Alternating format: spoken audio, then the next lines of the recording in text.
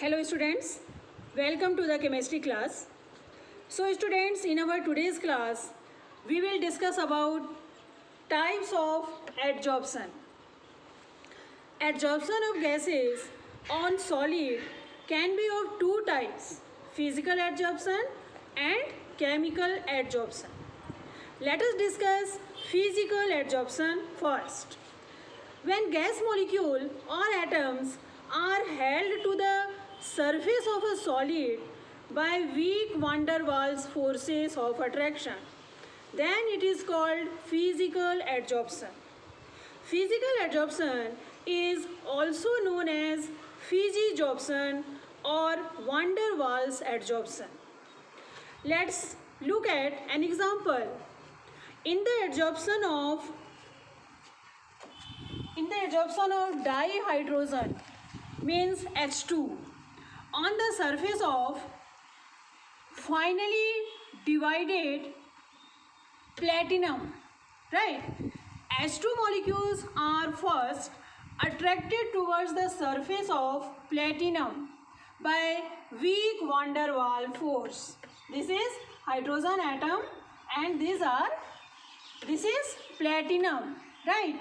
So this is weak van der Waals force, right? So then adsorbed due to presence of unbalanced attractive forces or free balance on the platinum metal surface. This is physical adsorption, right?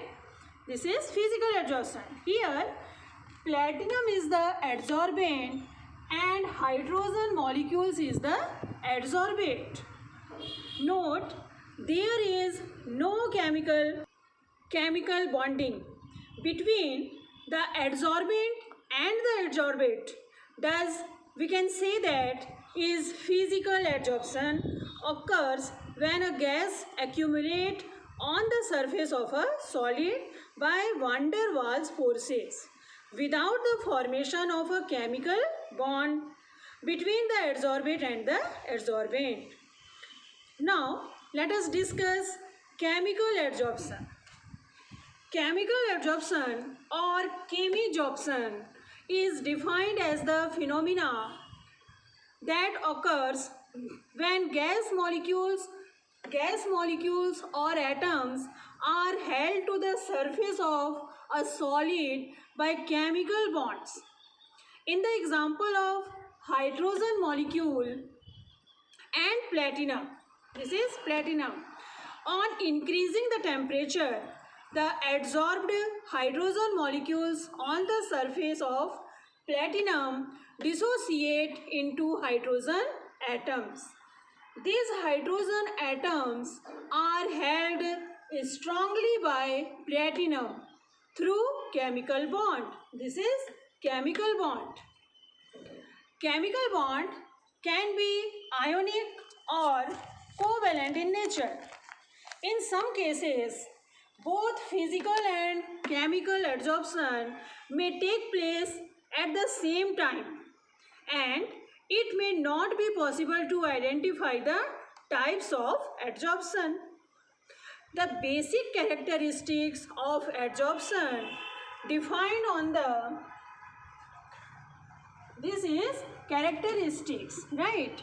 So the basic characteristics of adsorption depend on the specificity of the adsorbent. First, specificity of the adsorbent, right? The second is nature of adsorbate and reversibility of the process, and fourth, enthalpy of adsorption and activation energy. Let us discuss how each of these characteristics affects physical and chemical adsorption. In physical adsorption, the surface of the solid or the adsorbent has no specific preference for any type of gas molecules or the adsorbate because the van der Waals forces that act on the adsorbent and the adsorbate are universe. However, chemical adsorption is highly specific and will occur only when an ionic or covalent bonding is possible between the adsorbent and adsorbate. Therefore, we can differ that while physical adsorption is not specific in nature, but chemical adsorption is highly specific in nature. The amount of gas adsorbed by the adsorbent also depends on the nature of the gas or the adsorbate. Different gases are adsorbed to different extents by the same adsorbent at the same temperature. Let's see. For example, at 288 Kelvin, 1 gram of charcoal adsorbs 380 cc of sulfur dioxide and 16.2 cc of methane and only 4.5 cc of hydrogen. The volume of SO2, CH4 and hydrogen are reported at STP conditions. It may be seen from the critical temperature values that higher the critical temperature of the gas, the greater is the extent of adsorption, right? So, this is because gases that can be easily liquefied have high critical temperature and are more easily adsorbed. Critical temperature of sulfur dioxide is 430 Kelvin and CH4 is 190 Kelvin and hydrogen is only 33 Kelvin, and hence sulfur dioxide is adsorbed more on charcoal than methane and then hydrogen. Therefore, we can differ that both physical and chemical adsorption depend on the nature of adsorbate. Now, this is the second property, nature of adsorbate, right? So now, let us discuss the third topic, that is reversible nature of the process. Like any other equilibrium adsorption is a process involving true equilibrium with adsorption on one side and desorption on the other side, because this is the equilibrium conditions. The two opposite processes include the adsorption of gas molecule on the surface of a solid and desorption of gas molecule from the surface of a solid into the gaseous phase. You know that the adsorption is an exothermic process. Let's see our fourth point, right? So, you know that the adsorption is an exothermic process. The equilibrium can be represented as gas the adsorbate plus solid the adsorbent is in equilibrium with the gas adsorbed in the solid plus heat. It can be seen that when we increase the pressure or decrease the temperature, the equilibrium shifts forward. That is, adsorption increase, right? Similarly, when we decrease the pressure or increase the temperature, the equilibrium shifts backwards, right? That is, adsorption on decreases. In other words, desorption takes place. For example, 1 gram of charcoal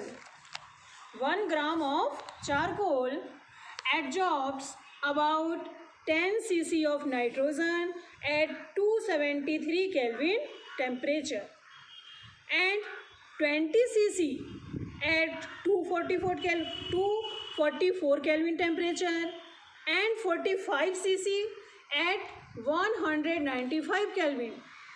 It is observed that adsorption of nitrogen on charcoal decreases with an increase the temperature. Thus, we can say that physical adsorption is a reversible process due to the presence of weak van der Waals forces of attraction. However, chemical adsorption. Chemical adsorption, chemical bonds are formed between the adsorbate and adsorbent molecules. For example, when oxygen is chemically adsorbed on carbon, to reverse this process, the reason is free the adsorbed gas.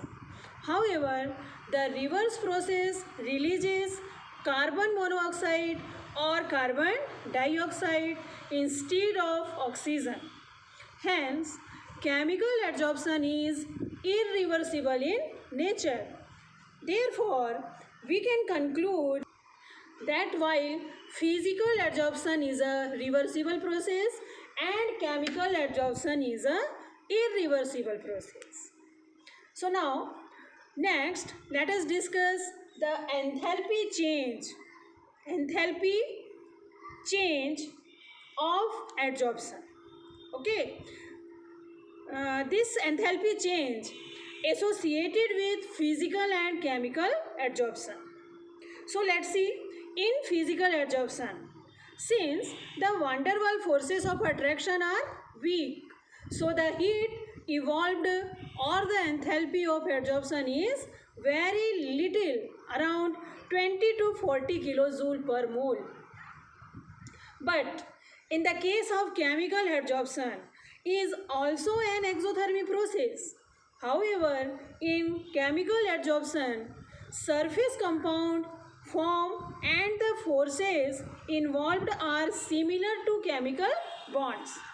Thus, a relatively high amount of heat is evolved, about 82 to 40 kilojoule per mole. Therefore, we see the enthalpy of physical adsorption is low, whereas the enthalpy of chemisorption is very high. Understood? So, let us now discuss our last point, last characteristic, that is activation energy.